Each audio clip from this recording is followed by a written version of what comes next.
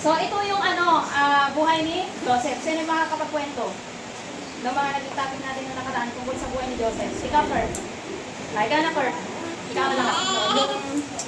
Nag-nainggit po sa kanya yung mga kapatid niya, tapos tinapon po siya sa balon. Tinapon siya sa balon. Binenta po siya sa Bininta siya sa mga hito. at binalak siyang patayin.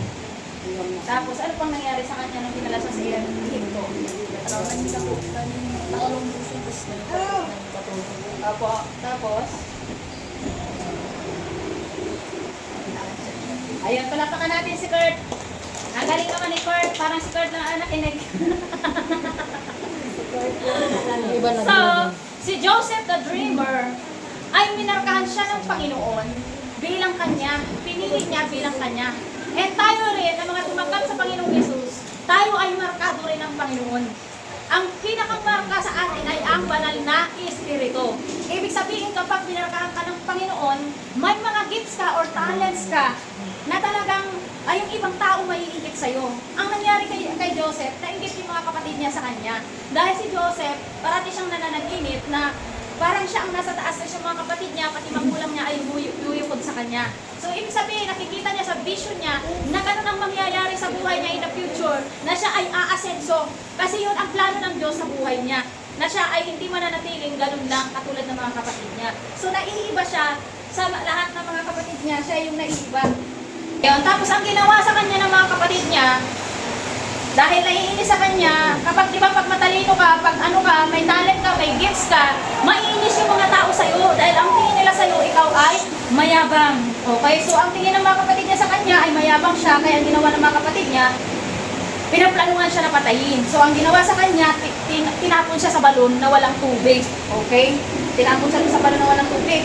So dahil nakiusap yung kapatid niya na isa na huwag siyang patayin dahil laman at dugo nila, naisipin nila, ibinta na lang si Joseph doon sa mga Egyptyo. So, dinala siya sa Egypto. Napagkakapirahan siya. Parang katulad din ang ginawa kay Jesus. Si Jesus ay binenta rin ni Judas. Okay?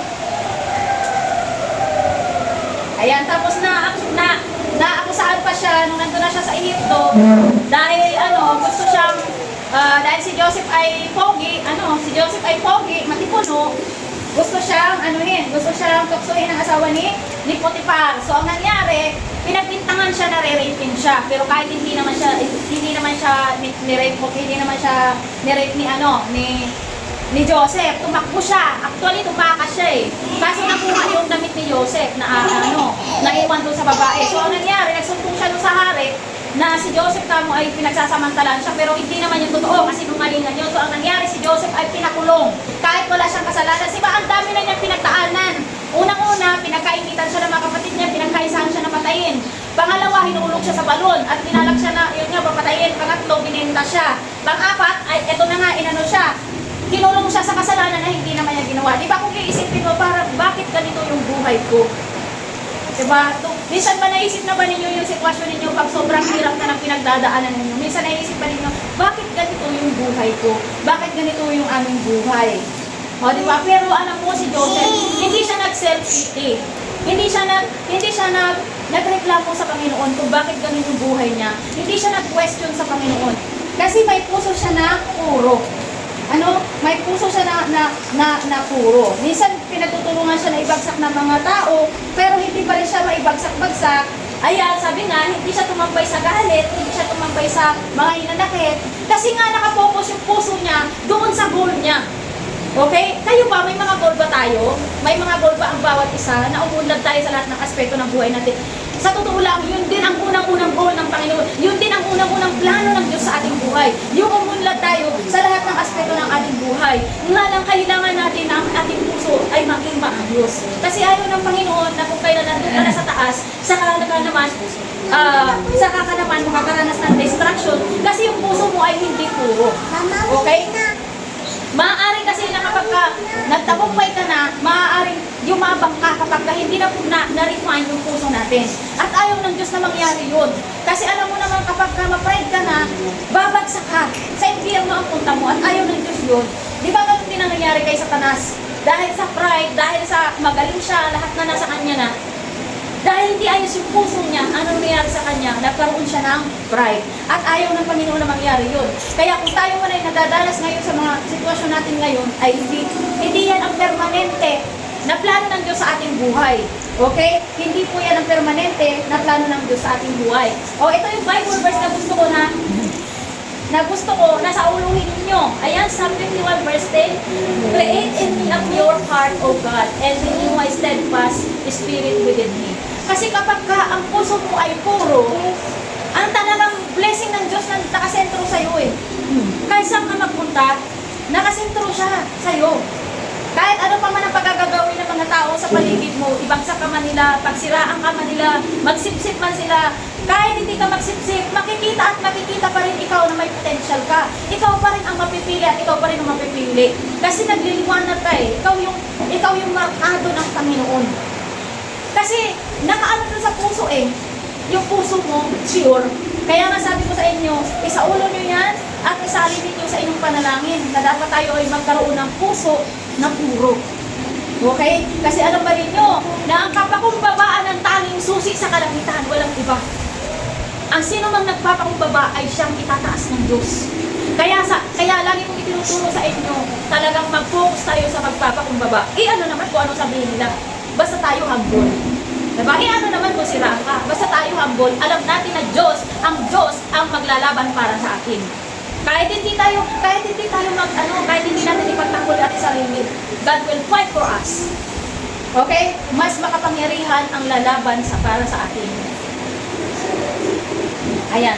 Di ba sabi ko sa inyo, ideklara natin yan. Kasi, ang ating cells, ang lahat ng cells natin ay nakikinig yan.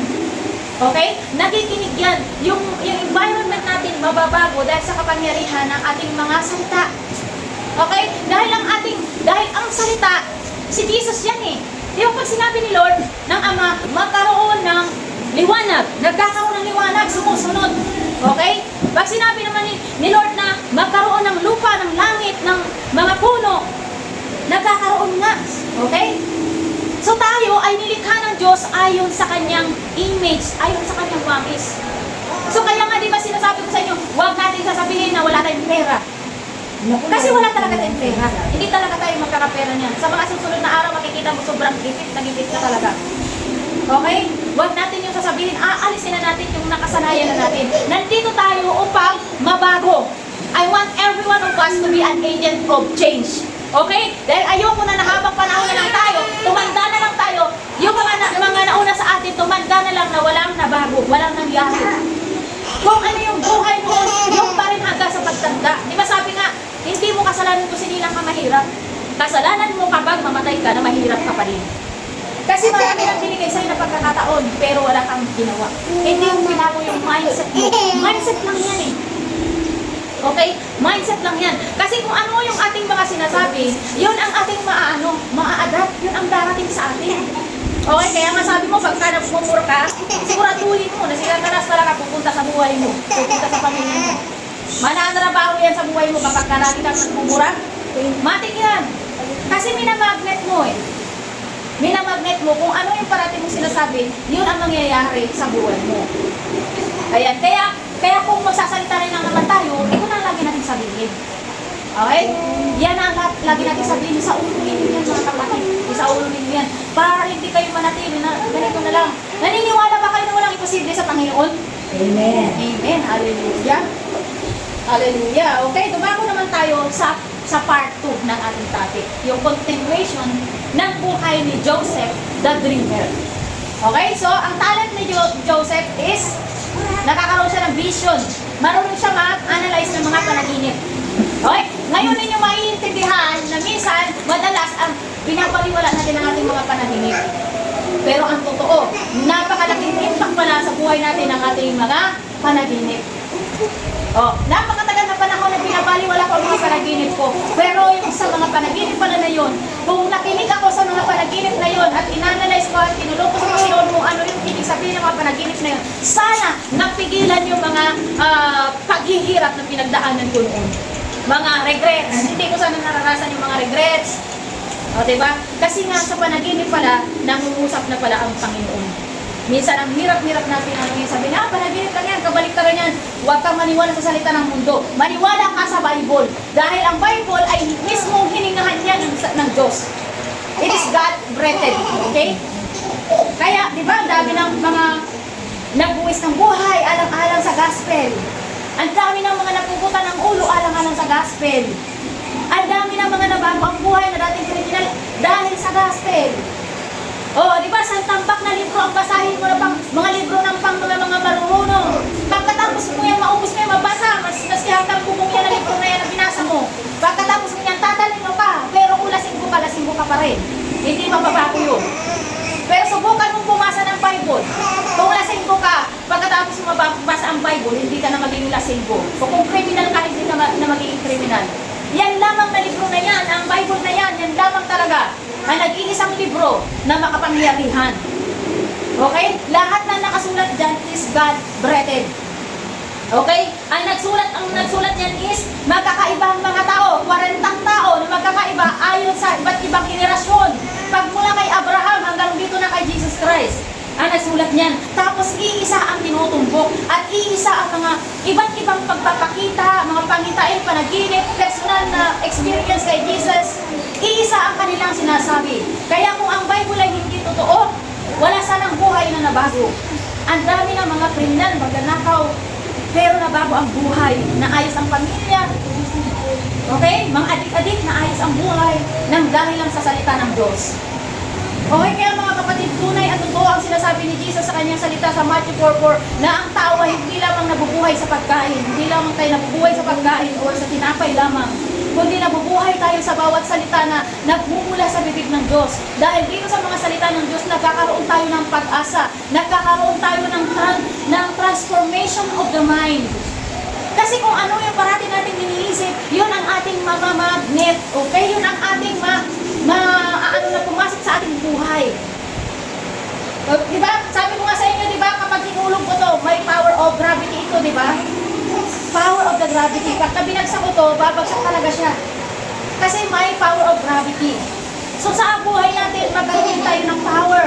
Okay? Paganahin natin yung authority and power na pinagkaloob sa atin ng Panginoon. Huwag tayong manatili sa kung ano lang ang ating sitwasyon. Okay? Dito sa buhay ni Joseph, marami tayong matututunan sa buhay niya kung atin lang siyang iisipin. Kung hindi natin siya lilimutin. Marami tayong mga pamamaraan ni Joseph kung bakit siya nagtagumpay sa buhay niya na pwede nating gayahin sa buhay natin. Okay? The process to success. Ito yung mga process na pinagdaanan ni Joseph bago niya makamit ang kanyang success. Una, di ba? Yun nga, pinatapon siya, pinagkaingitan siya, marami siyang proseso na pinagdaanan, masasakit, mahihirap, okay? Nakulong pa siya. Pero anong ginawa ni Joseph?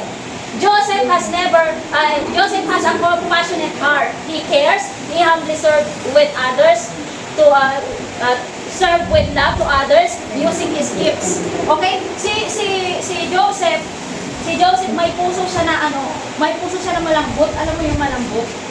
Pero tumatakbo siya pagdating sa kasalanan. Hindi siya nagko-compromise pagdating sa kasalanan.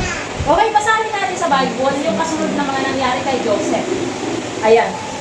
Ang sabi dito, minsan sa Genesis 40 verse 1 to 8, sabi dito, pinaliwanag ni Jose ang mga panaginip. So, minsan, ang tagapangasiwa ng mga inumin ng Paraon at ang puro panadero ng parehong nagkasala sa kanilang Panginoon na hari ng Egypto. Ito yung time na si Joseph nakulong na dahil pinagbintangan, nare-rape niya yung asawa ng hari. Okay? Wala naman siyang ginagawa. Tumakbo nga siya eh. O, ayan, pinakulong na siya. Ngayon, sa galit nito, sila'y pinakulong sa bahay ng punong gwardya ng piitang pinagdalhan kay Jose. So, nagkataon na si Jose nandun din. Nung ipinakulong itong tagapangasiwa ng inumin at saka yung panadero, nandun din si Jose. At si Jose ang naatasan ng kapitan na tumingin at maglingkod sa 2 bilanggo, kaya matagal silang magkasama sa bilangguan. So, si Jose yung naglilingkod doon sa 2 bilanggo. Siya yung nagsaserve doon. Biruin mo yan, nagsaserve siya sa kapwa niya bilanggo. Ayun, isang gabi, ang tagapangasiwa ng mga inumin at ang purong panadero ay parehong na naginip. Okay, eksperto na yan ni Joseph, yung panaginip na yan. Kinaumagahan, dumalaw si Jose, napunan niyang nabalisa ang dalawa. Tinanong niya kung bakit.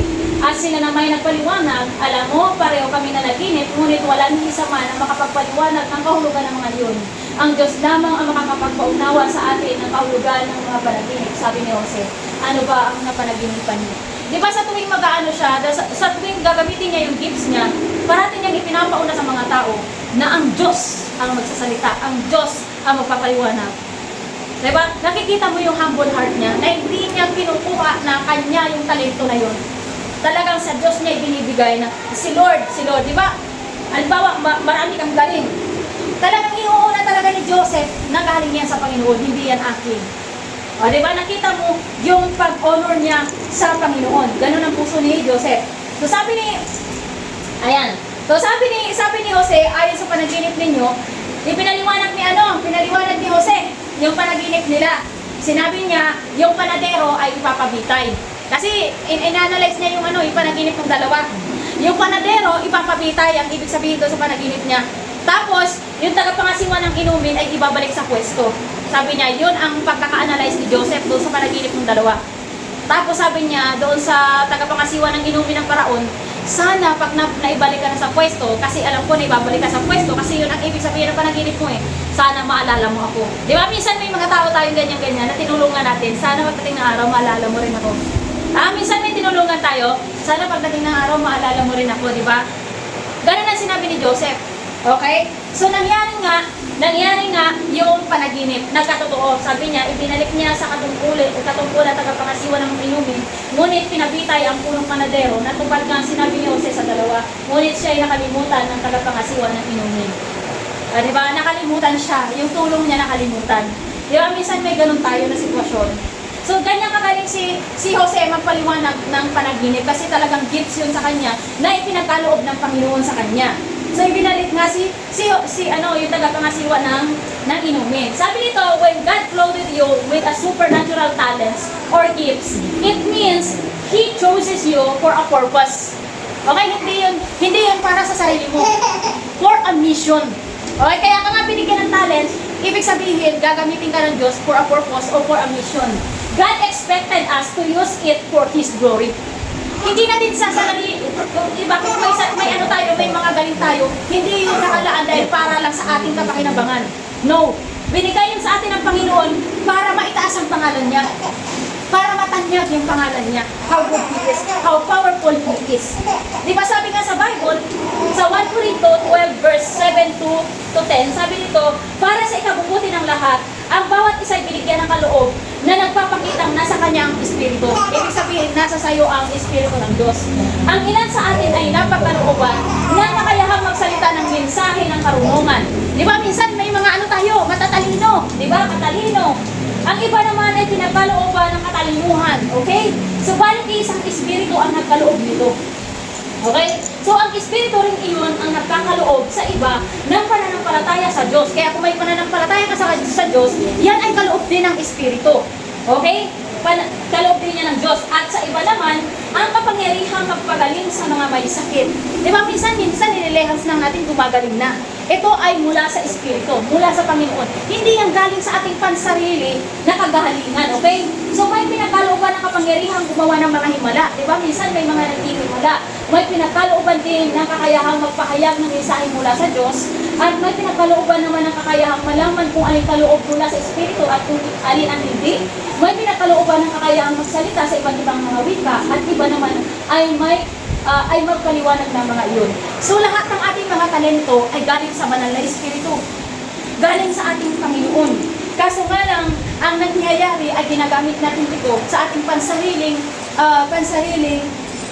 layunin. Okay, sabi dito, God has given each and every one of us a talents or gifts, ability and skills. The question is, are we using it to serve the Lord, to serve God? Are we using it to serve others, okay, as a tangible manifestation of God's love? Diba? Or we use it for our own benefits. Diba? Kapag may mga talento tayo, may mga galing tayo, ipagamit natin sa Panginoon. Let Jesus not be known in our talents. Okay? Dahil yun ang purpose ng Panginoon, kaya yung binigay sa atin. Magagamit yun for a mission. Okay? Every time that we excel in our fields, Did Jesus' name has been made known and exalted? So, naitataas ba ang Panginoon kapag ka tayo ay nag-excel? Apart from God, we can do nothing. Okay? Pag-isip pa lang natin sa umaga, isang click lang ng Lord, hindi ka na makakalakad. Okay? Kaya dapat tayo manatiling mapagpakumbaba. Okay? Pag-isip pa lang natin sa umaga, kung luluubin ng Lord na hindi na dumilat yung mata mo, wala ka na. Okay? Tapos minsan, para pa tayong mga nangasiga, hindi nagdasal. Yes, kaya mo ang buong araw. Alam mo kung ano mangyayari sa buong araw. Diba? Minsan, ang pride natin. Yung hindi pa nanalangin, it's a pride, mga kapatid. Kapag hindi ka nagdasal, sasabihin mo, hindi naman ako gumagawa ng masama eh. Kaya hindi naman ako tulad ng iba na pumapatay ng tao. Pero kapatid, parehas lang tayo niyan. Kahit hindi ka pumapatay, hindi ka nagnanakaw, pero hindi ka nananalangin, nagkakasala ka pa rin sa Panginoon, pride pa rin yun. Bakit? Ibig sabihin kaya hindi ka nanalangin, sinasabi mo sa sarili mo na kaya mo na ang sarili mo sa buong maghapon. Pero hindi mo alam, mayroon lang nagkamali ng apak ng manibela, ayun, tinamaan ka. O, nga. Paano hindi tayo nagpa-cover sa Panginoon? So kaya mga kapatid, para ipakita natin sa Panginoon na tayo ay nagpapakumbaba, may mababa tayong puso, parati tayong mananalangin at humihingi ng gabay, proteksyon sa Panginoon dahil we never know what tomorrow will bring. Ngayon humihinga ka pa, ngayon nagsasalita ka pa. How about later? Diba? Ang Diyos lamang ang manufacturer ng oras. Ang Diyos ang manufacturer ng buhay. Hindi yan nabibili. Kung pwede lang bilhin, o diba? Bibili na tayo ng sangkaterbang buhay. Bibili na tayo ng sangkaterbang oras. Para kung kailan man natin gusto yung tumambay, tatambay tayo. Kaso hindi eh. Ang Diyos lamang ang may kontrol ng lahat ng yan. Kaya mga kapatid, itinuturo dito sa buhay ni Joseph ang kapakumbabaan, ang focus sa kung ano ang layunin ng Diyos, sa kung ano ang gusto ng Diyos sa buhay mo. Okay? Yung puso niya ay nakapokus lamang sa kung ano ang pangako ng Diyos sa buhay niya. Di ba minsan may mga tao na pinagkalooban ng napakagandang boses. Di ba may mga tao na pinagkalooban ng magandang boses. Isa po lang dito si Charis, Pero dahil hindi napaparangalan ang Diyos, doon sa talent na meron siya, ang dami niya, napaka-famous niya. Kung tutuusin, kung ginamit niya yun for a purpose, for a mission, na kung ano talaga ang purpose ng Diyos sa buhay niya, kung bakit siya may ganong talent, kung ginamit niya yun, hindi siya mapupunta sa distraction ni Satanas. Diba? At the end of the day, okay, panto ka ngayon, pero at the end of the day, sa impyerno ka pupulutin. Diba? Pagka kasi meron ka ng matindi na yung yung mga talents mo, yung mga marami ka ng followers, marami ka na nakakabulag yan, nagkakaroon ka niya ng pride. So, paulit-ulit ang Panginoon na nagsasalita niyan sa'yo, sa isip mo, sa puso mo, anak, huwag yan, huwag kang ganyan, gawin yan. Kaso hindi mo marinig. Bakit? Kasi binulak ka na ng pride mo. Kaya di ba, ang tingin niya sa mali, tama? Nakita ninyo, pati vocal cords niya, pinalitan na niya. Di ba? Kasi ang tingin niya sa mali ay tama. Mabubulak tayo mga kapatid kapag hindi tayo nakaalay ng puso natin sa Panginoon. Kapag may mga talents tayo at hindi natin kinalayan sa Panginoon, distraction ang dulo. Okay? Di ba, halimbawa, gumawa ka ng sandok. May purpose yung sandok na yun, kaya mo yung ginawa. Kung walang silbi yung sandok na yun, itatapon mo yung sa basurahan. Kung bulanitin mo yung wala ka silbi. Di ba? So, ganyan ang nangyayari sa mga tao na famous, binigyan ng Panginoon ng talents, binigyan ng Panginoon ng magagandang katangian para mag-multiply sa mundong ito, mag-unlad ang mundong ito for a mission, para maghalit siya. Alam mo kung magagamit lamang niya yung kasikatan niya, maraming kaluluwa ang maliligtas gamit ang buhay niya. Di ba nakakatuwa yung darating ka sa langit, sobrang daming mga kaluluwa na napunta sa langit, ginamit yung buhay mo. Di ba sasabihin ni Jesus, welcome my good and faithful servant. Ang saya-saya mo naman. You don't deserve the heaven. Diba? Every one of us, we don't deserve the heaven. Pero dahil sa kabutihan ng Panginoon, binigay niya yun. Inalay niya ang buhay niya. Lahat tayo nakapila sa impyerno, walang exempted. Yung sasabihin mo, ay piso lang naman ang inakaw ko, yung sa kanya 1 million, kaya siya mapupunta sa impyerno. Hoy kapatid, mahumuslim ka. Parehas pa rin yun ang sumatotal nun sa Panginoon. Kasi ang requirement sa langit para makapunta ka doon, dapat perfecto ka. Okay? Dapat perfecto tayo. Pero dahil wala ni isang pakaka-perfect ng buhay na ito, inalay ni God the Father ang kaisa-isa niyang anak para siya ang magbayad at magdusa ng mga kasalanan na dapat ay para sa atin. Okay? Kaya, sino tayo para hindi ialay ang lahat ng meron tayo sa Panginoon? Kaya tayo pinagkakalooban dahil may purpose yan. O kami ako noon, nagdadasal ako, Lord, sana magkaroon din kami ng bahay. And let your name be glorified sa bahay na yan. Kung nakita niyo ngayon, ang bahay ko ngayon ay nakikilala si Lord Jesus dito. O diba, maging tapat lang tayo sa Panginoon. O, alam ng Diyos yung puso natin, eh nakikita niya, halimbawa, nagpa-promise ka sa Lord, nakikita niya na kung sa future pa, gagawin mo ba yun? Lord, gusto kong pasinsuin mo yung business ko para mag-glorify ka sa sa buhay ko. Makikita niya yung future. Talaga ba na mag-glorify ako sa buhay nito? Oh. Kung makita ni Lord na mag-glorify nga, eh bakit? Ngayon pa lang, boom!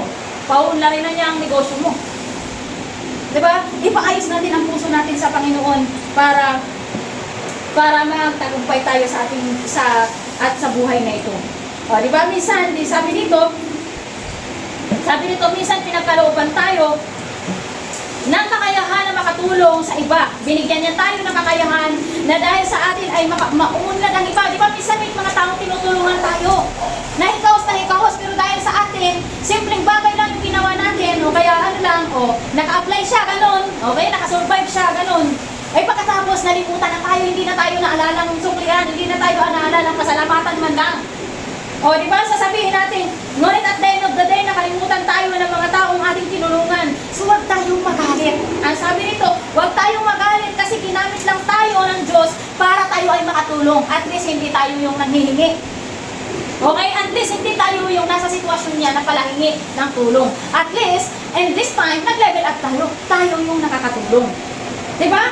Di ba nakakatuwa yung ganun? Huwag tayong manunumba. Sabi dito, like Joseph, matapos niyang tulungan yung tagapangasiwa ng inumin, nalimutan na siya. Sumama ba yung loob niya? Nanumbat ba siya? Hindi. Sabi dito, bakit? Alam niya na ang gantimpala at ang supli sa kabutihang ginagawa niya ay manggagaling sa Panginoon. May mga kapatiran niya ako minsan na binabayaran ko sila. Halimbawa, ganyan. Binabayaran ko sila kasi may nagawa silang pabor sa akin, so babayaran ko. Sabi niya, hindi ko yung tatanggapin kasi maliit lang yan. Ang gusto ko yung galing kay Lord. Kasi si Lord, hindi kasi si Lord papayag na may utang siya sa'yo. Okay? Kaya di ba minsan, atat na atat tayo na hingin yung sukli. Tinulungan ko siya, kaya dapat gantihan niya ako. Lugi ka. Kasi pag sa kanya hinihingin, kasi sino lang yung ibibigay niya sa ibibigay mo. Okay? Mamili tayo. Alin ang gusto natin? Sino ang gusto natin magbayad? Yung tinulungan natin o yung Diyos? Mas malaki yung Panginoon. Ang laki na kamay nun eh. Ganun nga lang. Isang ganyan nga lang, pins nga lang ni Lord eh. Baka natabunan ka na ng kayamanan sa laki ng kamay ni Lord. Kaya tayong karamihan sa mga Kristyano, hindi yan natanggap ng mga yung mga suhol, mga hindi yan natanggap. Kasi alam namin na si Lord talaga, the best yan. Tapat yan. Okay? Tapat yan sa kanyang mga salita. O nakita kanya na tapat yan, nakalista yan. Huwag maraming mata yan. Kung may ginawa kang mabuti, tapat yan si Lord. Susuklian niya yan.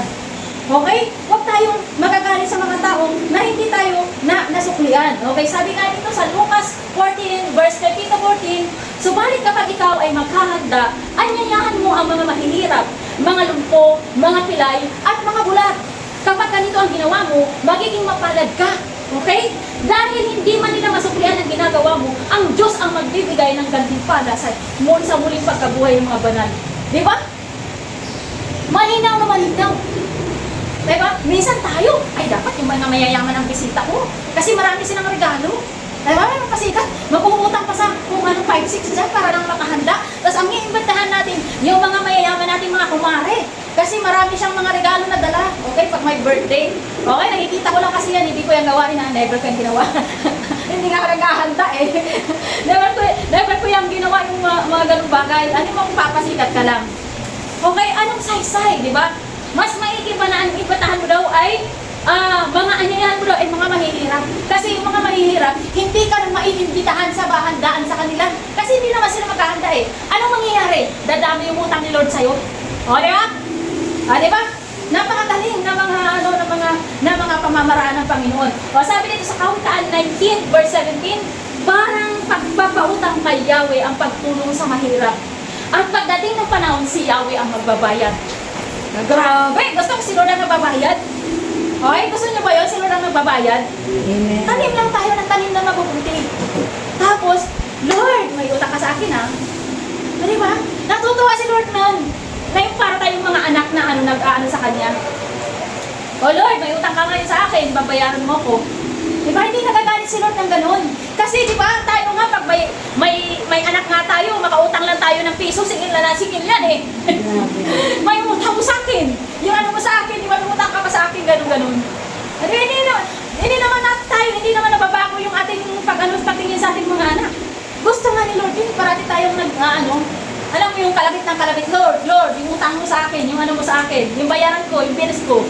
Gusto ni Lord yun. Ha? Ang gusto ni Lord, para tayong mga bata na walang ibang inaasahan kundi siya lamang. Gusto niya yun. Yung halimbawa, medyo may mahirap na mga sitwasyon. Lord, kailangan kita, I need you, Jesus.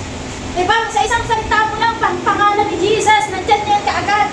Nandiyan kaagad ang tulong. Kaya kung dumating na kayo sa sitwasyon, minsan may mga, diba, mga panganib ngayon, mga ano ngayon, silayo tayo sa mga panganib na mga hindi natin nanaasahan sa mga school. Diba? Bigla na lang nagiging parang mga demonyo yung mga kaklase.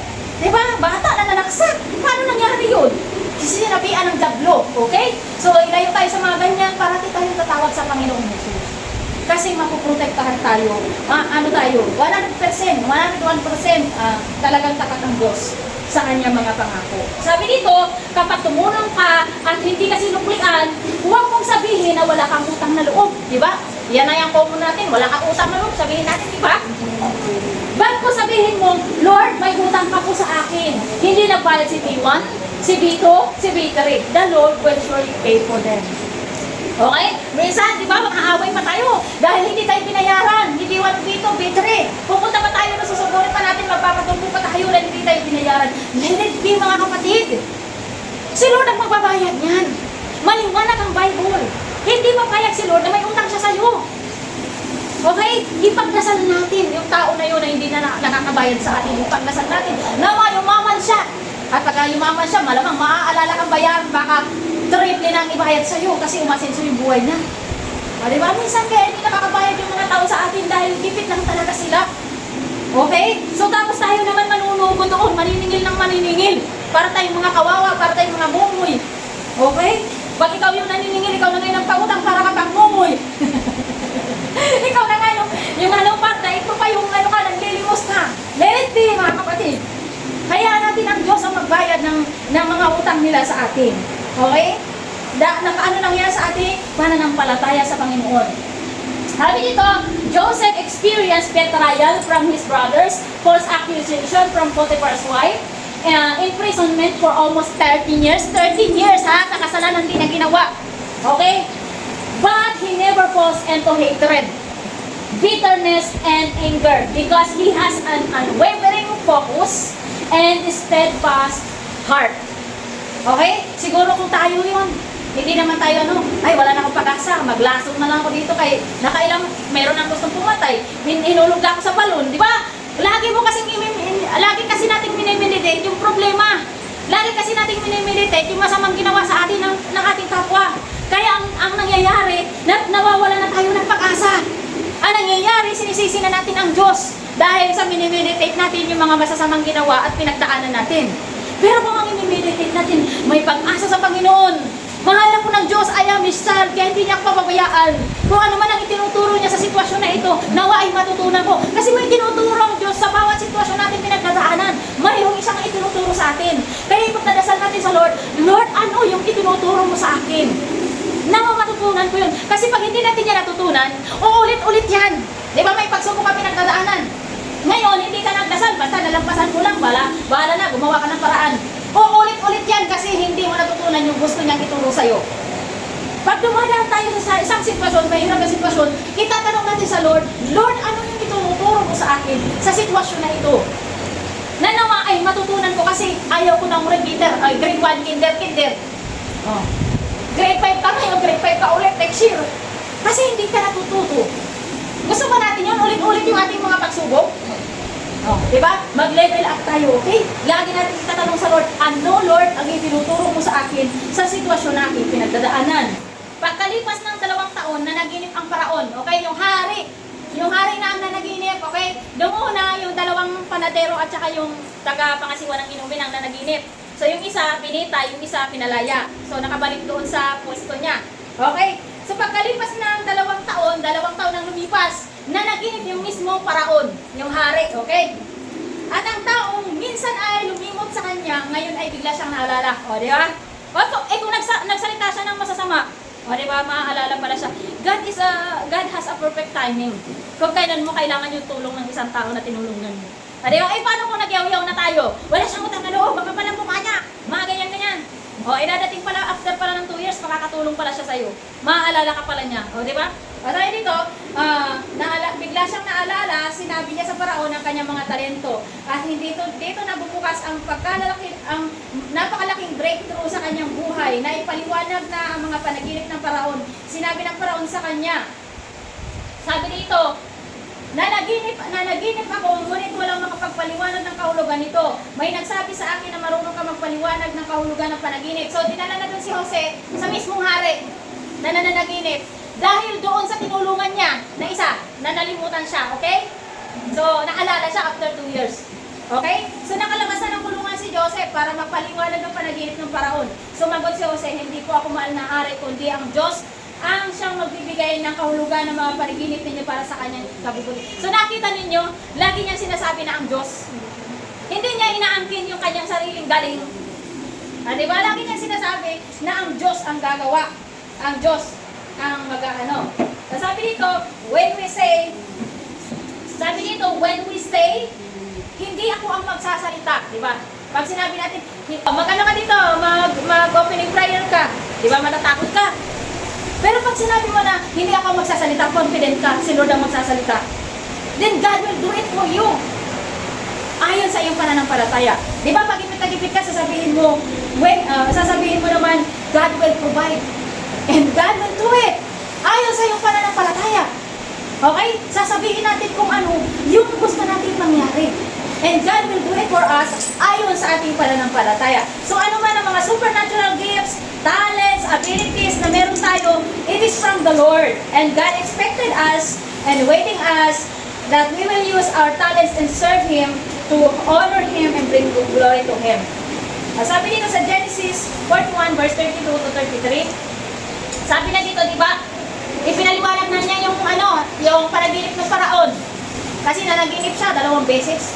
Walang makapagpaliwanag. Ngayon, si Jose nandun na. Di sabi ni Jose, ang Panginoon ang magpapaliwanag ng panaginip mo. Ba, hindi niya inaangkin yung sarili ng galing. Sabi niya, 2 ulit po ang inyong panaginip, mahal na paraon, upang ipaalam sa inyo na itinakda na ng Diyos ang bagay na ito at malapit na niya itong isagawa. Di ba? 2 ulit na ang mabuti po ay pumili kayo ng taong matalino at may kakayahan upang siyang mamahala sa Ehipto. Kasi yung panaginip niya dito ng paraon is magkakaroon ng 7 taon na napakasagana ng ani nila. At pagkatapos ng masagana na yun, 7 taon ang papalit na tagtuyot. Wala talagang mabubuhay na halaman. So lahat sila mamamatay. Sa loob ng 7 taon mamamatay sila. So yun ang ibig ipahiwatig ng Panginoon doon sa paraon na hindi maintindihan ng paraon. So minsan pa, di ba, lagi tayong binabaliwala natin yung panaginip, pero ito pala ay babala ng Panginoon. Mayroon siyang mga babala sa atin sa panaginip na dapat sana ay maiiwasan natin kung tayo ay sana nagkaroon ng curiosity doon sa panaginip natin. Okay? Minsan, madalas, nananaginip tayo na babala na pala yun ng Diyos. Pero hindi natin, pinaliwala natin kasi sabi natin, ay kabaliktaran naman yan kasi panaginip lang naman yan. Hindi po, mga kapatid. Madalas ang Diyos nangungusap sa panaginip. Minsan, kung paano siya nangungusap na matalinhaga yung kanyang mga salita. Di ba, minsan, manananaginip tayo ng na mga nahuhulog tayo, hinahabol tayo. May mga ibig sabihin yun. Kung bakit, ibig sabihin nun, ang gusto ng Diyos, ipagdasal mo yung panaginip na yun. Para kung masama ka ng ibig sabihin ninyo, hindi na yun mangyari. Okay, kaso hindi tayo nagdadasal. Okay, kaya nga po namin naiintindihan ko yan, ipinagdadasal ko na yung panaginip ko. Halimbawa na naginip ako, Lord, kung ano man yung ibig sabihin ng panaginip na yun, isinusurrender ko na yun sa'yo. Kasi hindi ko kayang gawin yung mga bagay, na mga ganung bagay na hindi ko alam kung ano ibig sabihin nun. Pero kung masama man ang ibig sabihin nun, nawa po sa pangalan ni Jesus, ay hindi na matuloy yun. Okay? Let it be broken in the name of Jesus. Kasi kadalasan na panaginip natin minsan masama, babala pala yun. Bago mangyari, na panaginipan na natin. Okay? Bago pa mangyari yung masama sa buhay natin. O halimbawa naman, kung nanaginip ka, Lord, maganda ba yung ibig sabihin sabihin nun, kung maganda man ang ibig sabihin mo, ihanda mo pa ang puso ko doon sa blessing na yun. O, ibig sabihin nun, lagi nating i-acknowledge ang Panginoon doon sa mga panaginip na ating napapanaginipan. Lagi natin yung isusurrender sa Diyos. Kasi hindi natin yung control. Kasi daw ganito daw yun. Bago daw mangyari sa flesh, nangyayari muna sa spiritual. Okay? Nangyayari muna yung spiritual realm bago mangyari sa flesh. So bago pa mangyari sa flesh, kailangan maharang na yun sa pamamagitan ng panaginip, ng panalangin. Okay? Ako nga, nagtataka ako dahil madalas lagi ako nananaginip ng sobrang dami kong nahuhuling mga hipon. Oo, mga hipon. Tapos, may konti lang ang isda. Lagi akong ganun, madalas lagi ka lang ang panaginip ko. Di na curious ako. Pero hindi kasi ako naniniwala sa mga explanation ng iba eh. Pero minsan nakakatulong din yung Google eh. May mga may mga point talaga siya na tumutugma. Okay? Tumutugma rin sa salita sa Biblia. Kaya sabi ko, din yung research ko, kung ano ibig sabihin ng panaginip mo na yun, parati akong nanguhuli. Parati akong nasa tubig at nanguhuli. Marami akong nanguhuli ng mga hipon. Siguro sabi ko, dahil sa katakawang ko sa mga hipon. Baka ganun. Pero hindi pala. May spiritual meaning pala yun. At ito yung meaning niya. Ayan, na-research ko siya.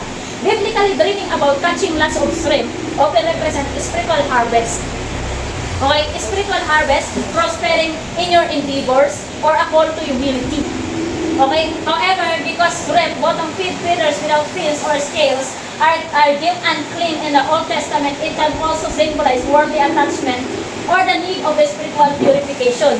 So, ibig sabihin yung pag nanguhuli ka, yung marami kang nahuli, ang ibig sabihin kasi nun, di ba nung tinawag niya si Pedro at mga apostoles niya, nung tinawag niya, sinabi niya, tara, sumama kayo sa akin. Gagawin ko kayong mamamalakaya ng mga tao. Instead na isda ang binibingwit nila, mga tao ang bibingwitin nila.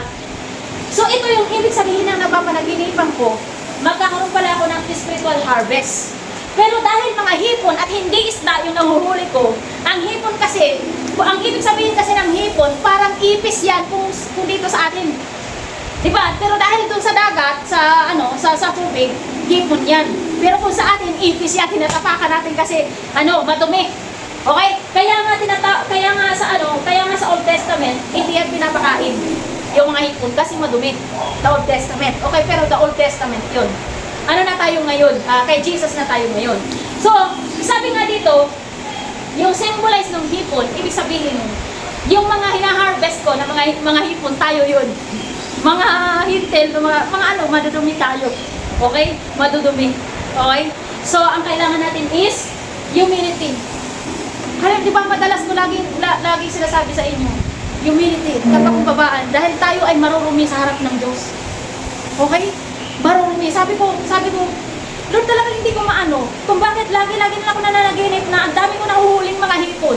Yung pala, ang dami ko palang mga kaluluwa na maaanuhan kung kahit saan ako pumunta. Ang daming mga kaluluwa na nagbabalik loob sa Panginoon, mga hipon. Diba? Matutumi tayo eh. Diba? Tayo ay pinupurify pa ng Panginoon. Sabi nito, it's significant. Sabi nito, the meaning of this dream largely depends on its details and the context of your faith. Abundance and prosperity. Catching large amount of anything in a dream generally sees as signs of success, answered prayers, and incoming blessings in your waking life or business. Sabi ko, bakit? Diba? Okay lang yan. Pero nararanasan ko at masasabi ko na totoo yung sinasabi niya kasi nararanasan ko. And yung sinasabi niya is biblically speaking. Biblically, nakaayon sa Bible. Sabi nito, a catch in your spiritual walk in the New Testament, catching water creatures often signifies spiritual work or being a fisher of men. Okay? Namamalakaya ng mga tao. Namimingwit ng mga tao. So, yung sinasabi niya, nagre-reflect sa buhay ko ngayon. Okay? So, ibig sabihin, kahit Google lang yan, hindi 100%, pero mayroon ka talagang mapupulot na totoo. Okay? Kasi totoo yung sinasabi niya. Humility and uncleanliness. O, diba? Uncleanliness, matutumi tayo eh. Makasalanan tayo eh. O, diba? Makasalanan tayo. Sabi dito, humility and uncleanliness in Leviticus 11:9 verse 12, shrimp are classified as unclean creatures. Biblically, this can represent worldly temptations, old habits you need to let go of, or a call to remain humble as bottom dwellers, symbolize staying low to the ground. O di ba kaya mga kapatid, ang panawagan ng Panginoon, tayo ay magpakumbabang lubos sa Panginoon. Dahil ang sino mang nagpapakumbaba ay itataas ng Diyos. Okay? So, totoo ng sinasabi niya tungkol doon sa aking panaginip na lagi akong nakakahuli ng mga hipon. Okay? At masasabi ko rin na ako isa rin sa mga hipon. Kasi tayo nga mga hintil ay tinuturing ko talaga tayo ng mga hintil in the Old Testament kasi ang tinuturing lang na malilinis ay mga Israel. Sila lang talaga ang bayan ng Panginoon. Tayo na mga dito sa Asia, tayo ang tinuturing na mga marumi. Tayo ay mga hintil. Okay? So, yung nasasabi dyan, tama talaga. We requires humility. Humility talaga. Humility, humbleness. Okay? So, tuloy natin ang kwento ni Joseph. Sabi dito, nagustuhan ng Paraon at ng kanyang mga kagawad ang panukalan ni Jose. Sinabi nila, bakit pa tayo maghahanap ng iba samantalang nasa kanya na ang Espiritu ng Diyos? Okay, kasi sinabi ni Jose, nako, Panginoon, dapat magkuha kayo ng tagapamahala ninyo para hindi, kapag dumating na yung taggutom, mayroon pa rin kayong makakain. Kailangan magaling na tagapamahala na makakapag-imbak ng pagkain sa panahon ng kasaganaan. Kasi 7 taon na kasaganaan at ang kasunod nun ay 7 taon na taggutom. So dahil sabi ni Joseph, dapat mag-iimbak tayo ng pagkain sa 7 taon ng kasaganaan. Lahat ng mga lalawigan, dapat magbubuwis. Okay? Sila. Kukuha ka ng dapat magaling ang mamamahala. Kaya sabi nila, bakit pa tayo hahanap ng iba? Ikaw na. Si Joseph yung nilagay nila. Kaya sinabi ng Paraon kay Jose, ang Diyos ang nagpakita sa iyo ng lahat ng ito, kaya wala nang hihigit pa sa iyo. Diba?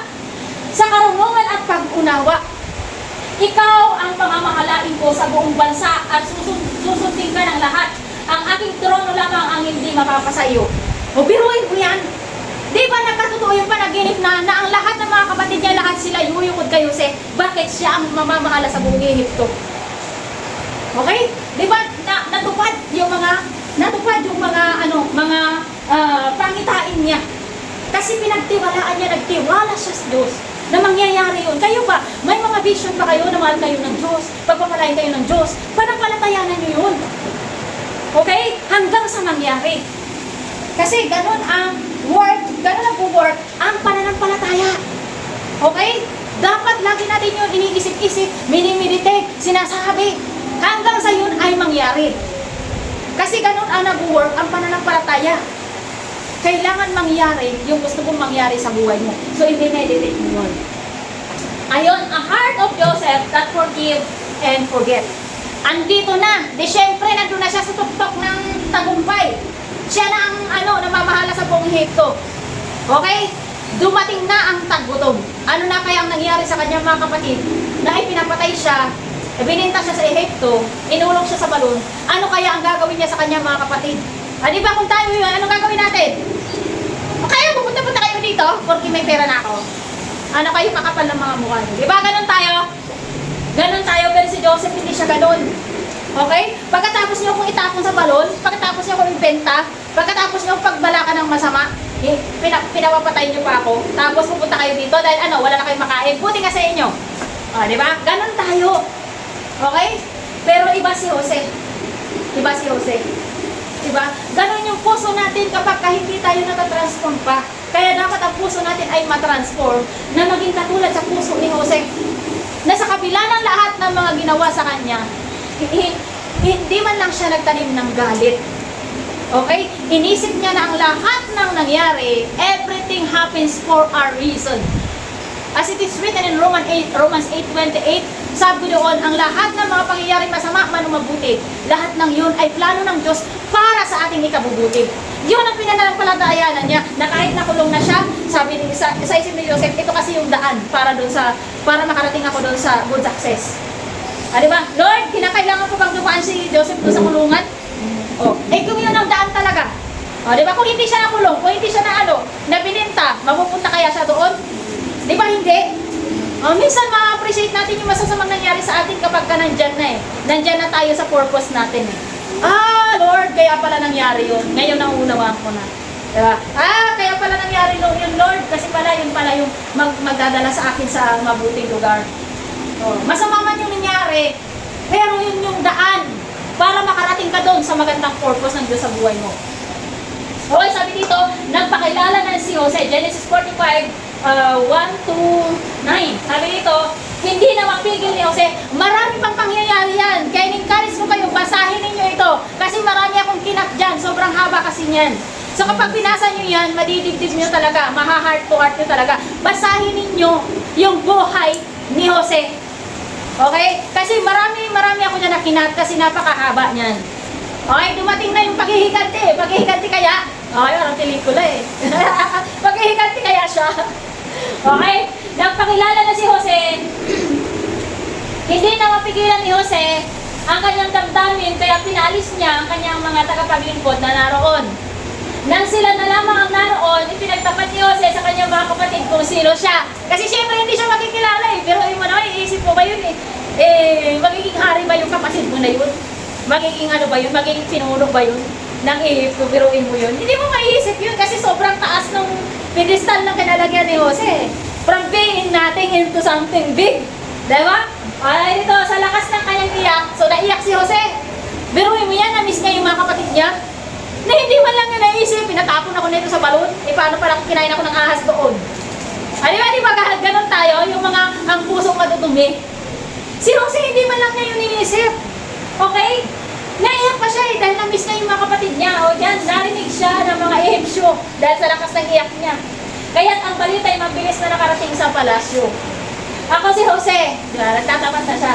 Ang pagtatapat niya sa kanyang mga kapatid, buhay pa bang talaga ang ating ama? Diba, namimiss na yung ama niya. Okay? Nagulantang sila sa kanilang narinig at hindi nakasagot.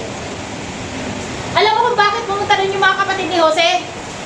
Kasi wala na silang makain. Tagtuyot na eh. Kaya sinabihan sila ng tatay nila, pumunta kayo sa Ehipto at bumili kayo ng pagkain kasi kung hindi mamamatay tayong lahat sa gutom. Kaya pumunta siya dyan para bumili kay Jose. Kasi si Jose, nag-ipon siya ng napakaraming pagkain na good for 7 years na tagtuyot. Diba ang talino na ginawa niya? Para hindi mamatay yung mga tao, masustain yung mga tao, nag-ipon siya ng nag-ipon habang tagsagana ng ani, nag-ipon siya sa kamalig. Okay? So ngayon lahat ng mga hindi taga-Ehipto, mga taga-ibang lugar, siyempre makakapanamatay sila. Pumupunta sila kay Jose sa Ehipto para bumili ng pagkain. Yung iba, wala na silang perang maipambili, ang ginagawa na lang nila, binabayad nila yung kanilang lupain. Kaya dumami ng dumami, nag-expand ng expand, ang ano ng paraon, ang pag-aari ng paraon. Okay? Pero si Jose rin ang nanginginabang ng gusto doon. Okay? Kaya nga yung ating talent, binigay yan ng Diyos sa atin for a purpose, for a mission. Hindi mo alam kung anong mission mo. Yun ang aalamin mo kung anong mission mo. Kung bakit ka may kakaibang talento. Okay? God gave us a talents and a gifts. Alamin natin kung ano yung ating purpose, kung ano yung ating mission for the glory of the Lord. Okay? Sabi dito ni Joseph, ako si Jose, ang nagtatapat niya sa kanyang mga kapatid. Buhay pa bang talaga ang ating ama? Nagulantang sila sa kanilang narinig at hindi nakasagot. Lumapit kayo, sabi ni Jose. Lumapit nga sila at nagpatuloy siya sa pagsasalita. Ako nga si Jose, ang inyong kapatid na ipinagbili ninyo sa Ehipto. Diba? Biruhin mo yan. Makakalapit ka kaya doon sa kapatid mo na ginawan mo ng masama. Okay? Basahin natin kung ano sunod. Ngunit, sabi ni Jose, ngunit huwag na ninyong ikalungkot ang pangyayari. Huwag na ninyong sisihin ang inyong sarili. Nakita ninyo kung gaano siya kabuti. Sa ginawa ninyo sa akin. Ang Diyos ang nagpadala sa akin dito upang iligtas ang maraming buhay. Nakita ninyo kung gaano siya tumanaw. Diba? 2 taon pa lamang ang tagutom. 5 taon pa ang darating at walang aanihin sa mga bukirin. Pinauna ako rito ng Diyos upang huwagbalin mo lang ating dahil. Kaya hindi kayo, kundi ang Diyos ang nagpadala sa akin dito. Di ba nakita mo yun? Wala siyang hatred na kahit na ano. Ginawa niya akong tagapayo ng paraon, tagapangasiwa ng kanyang sambahayan at tagapamahala ng buong Ehipto. Sinabi pa ni Jose, bumalik kayo agad sa ating ama at ibalita ninyo na ako ang pinamamahala ng Diyos sa buong Ehipto. Sabihin ninyo pumarito agad siya sa lalong madaling panahon. So nakita nyo yung journey ni Jose? Diba? Paano kung naging arrogante siya? Paano kung tumakbay siya sa mga galit at hinanakit? Makakarating kaya siya dun sa pwesto niya? Hindi yan ibibigay sa kanya ng Panginoon. Kung hanggang ang puso mo ay hindi pa ayos, paulit-ulit ka dyan sa Uulit yung mga pagsubok na pagdadaanan natin hanggang sa matutunan natin kung ano ang itinuturo ng Diyos sa atin. Okay, sinabi dito, nanumpat ba si Jose? Nanumpat ba si Jose sa mga kapatid niya? Yan ang nakita ng Diyos sa puso ni Jose, kaya siya ang pinili ng Diyos kung pagitaas at pagpalalim. Ano nakita ng Diyos sa puso ni Jose? Humbleness, di ba? Pusong dalisay. Pusong pure. Di ba? Pusong dalisay ang nakita ng Diyos sa puso ni Jose. Sa mga panulokong pinagdaanan niya, nakipag-away ba siya? Nagpatulpo ba siya? Tayo, magpapatulpo pa yan. Okay? Nagreklamo ba siya at sinabi ba niyang ano ba namang buhay ito? Di ba? Sunod-sunod yung kamalasan niya. O, di ba? Sunod-sunod yung mga kamalasan na pinagdaanan niya. Pero hindi siya nagsabi ng ano ba namang buhay ito. Di ba? Yung iba nga nagmumura pa eh. Minumura yung buhay. Nakarinig na ba kayo nun? Minumura yung buhay. Meron mga ganun. Minumura yung buhay. Ayun. Ayan, di ba? Bagkus nanatili si Jose, nanatili siyang mapagpakumbaba at patuloy na nagtitiwala sa Diyos na balang araw itataas din siya ng Panginoon. Okay?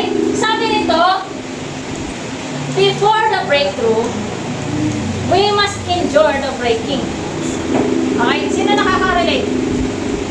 Ang sabi dito, before the breakthrough, bago yung success, we must endure the breaking.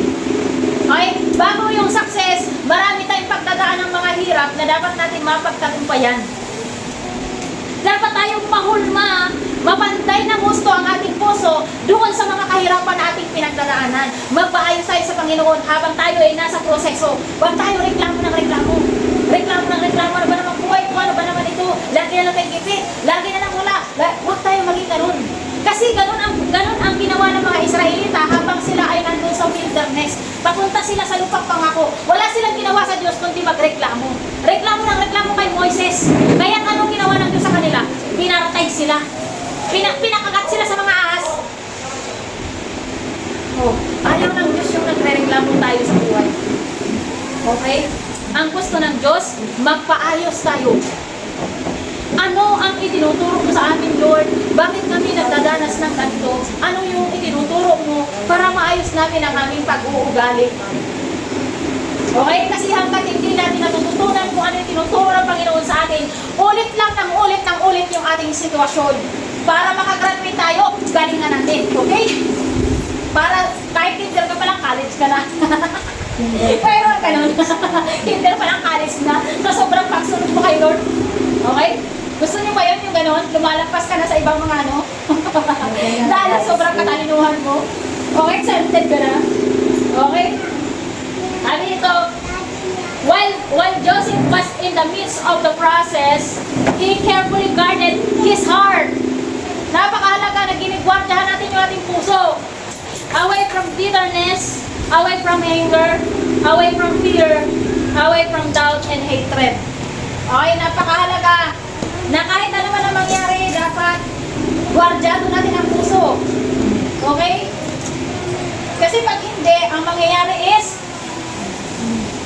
mag-i-entertain tayo. Kung ano yung ating ini-entertain sa ating isip, yun ang mangyayari sa atin. Sabi niya, what you entertain spiritually will eventually control you. Kung ano yung mga iniisip-isip natin, minumuni-muni natin sa ating isip, yan ang magpukontrol sa atin.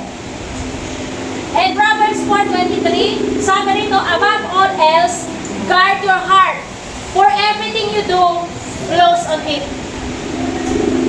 Okay, sa puso talaga.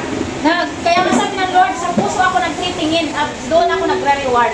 And Jeremiah 17 verse 10, sabi dito, I the Lord search the heart of each and every person and reward each and every one according to their deeds, according to their conduct. Okay? Kaya napakahalaga kung ano ang kalagayan ng ating puso. Sabi nito, what you consistently entertain in the spirit will eventually gain influence over your life. Kung ano yung mga naglalaro-laro na ini-entertain natin sa utak natin. If you entertain fear, ay, natatakot ka dahil baka bukas dumating na naman yung building nyo, ang laki-laki na naman ang mga bill, mga ganun. Di ba yan ang nagkakasus na tayo yan lagi nag-isip?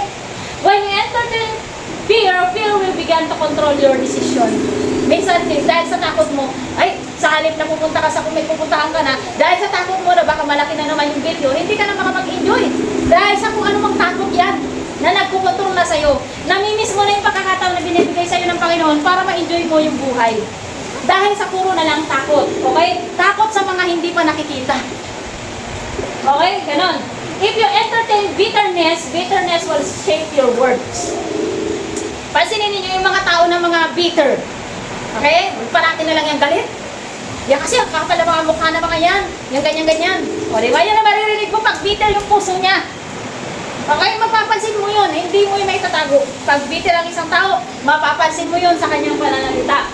If you entertain temptation, temptation will go strong until it becomes habit. Okay? Mayroon ba kayong mga dumadaan dyan sa mga newsfeed nyo na mga kung ano-ano? Okay? Lalo na sa mga kabataan, mga kung ano-ano, mga pornografiya. Yan ang magkukontrol sa inyo. Yan, hanggang sa maging habit na ninyo yan. Sisirain yan ang inyong buhay. Yung mga pasimple-simple lang, kunyari lang, patingin-tingin lang sa babaeng kwan, patingin-tingin lang sa mga, yung mga post na mga daring-daring, mga nanonood na mga medyo mga bastos, sino yung nanonood dito mga bastos, yan, makakasira yan sa buhay mo. Alam mo bakit? Si Satanas ang ini-invite mo sa buhay mo. Okay? Si Satanas ang nasa likod niyan. At alam mo na kapag si Satanas ang kasama mo. Okay? Alam mo na. Habang nanonood ka niyan, si Satanas nandiyan sa likod mo. Kasama mo. At asahan mo na. Kapag si Satanas ang kasama mo, asahan mo na. Distraction talaga ang tulo niyan. Ayan. But if you entertain the presence of God, His peace will control your heart. Okay? If you entertain His words, His wisdom will guide your steps. Okay? Kapag ka in-entertain mo ang salita ng Diyos, siya ang magtuturo kung saan ka dapat pumunta. Siya ang magtuturo kung anong buhay ang dapat mong tatahakin. Kasi alam niya kung nasaan yung lugar, kung saan niya nilagay yung blessing niya para sa iyo. Okay? Di ba? Mag-a-apply ka ng trabaho. Alam niya kung saan ka, dito ka sumakay. Gusto mo sumakay papunta sa puti. Ay, hindi ka dyan sasakay. Dito ka sa Baklaran. Kasi God will direct your steps kung nasaan yung blessings. Okay? Minsan tayo, ito yung mukhang blessing ako dito. Papunta dito yung jeep na sasakay ako kasi dito yung blessing. Hindi ka niya mapupunta ni Lord. Alam ni Lord kung nasaan yun. Okay? Kaya dapat tayo mananatili sa kanyang salita. Mananatili tayo sa kanyang salita. Sabi dito, the enemy doesn't start with possession. He start with permission. Okay? Kapag ano yung pinipermission na ninyo siya sa utak ninyo, diyan yan magsisimula. Diyan yan magsisimula. Sabi dito, he looks for the door that has opened, and every thought that has separately welcome. Every voice you continually listen, every influence you constantly feed in your planting seed in your spirit. So, dito, ano yung application natin? Application. Focus. Okay, nag-focus lang si Joseph sa plano ng Diyos. Okay? Alam ko naman na naniniwala kayo at nananampalataya kayo na may magandang plano ang Diyos sa buhay ninyo. So, mag-focus kayo dyan. Okay? Mag-focus kayo. Do not give the devil an open door. Okay, yun na nga, yung mga isip-isip na yan, na mga negatibo. Mga isip-isip na malalaswa, yan. Wag mong bibigyan ng open door ang diablo. Kasi makakasira yan sa direksyon na binibigay sa iyo ng Diyos. Okay? Always remember, God's way to a victorious life will never be easy. But take heart, be steadfast. Trust the process. Enjoy the breaking. Be anchored to His words. Okay? Maraming mga distraction, pero manampalataya ka sa pangako ng Diyos. Ano ang pangako ng Diyos? Ano ang pangako ng Diyos?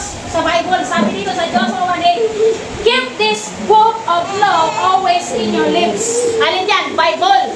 Okay? Meditate on it day and night so that you may be careful to do everything written in it.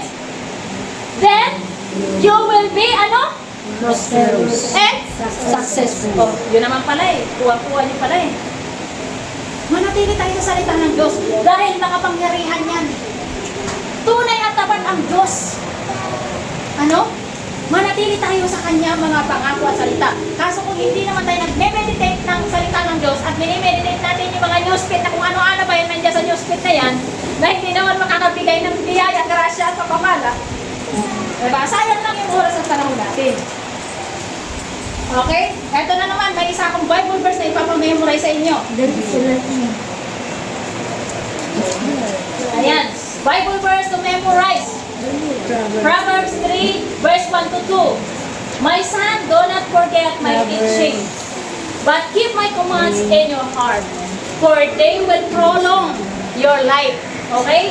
They will prolong your life many years and bring you peace and prosperity. Nandun talaga yung pag-asenso sa mga pangako ng Diyos. Ano? Nakita nyo ba na puro prosperity at puro pangako ng Diyos, puro kaginawaan? Kaso dadaan lang tayo sa proseso. Kaya mga kapatid, manatili tayo sa presensya ng Panginoon. Okay, kaya sa mga oras na ito, dito na ako magtatapos. Tayo ay aawit sa Panginoon. Tumayo po ang lahat at tayo ay awitan natin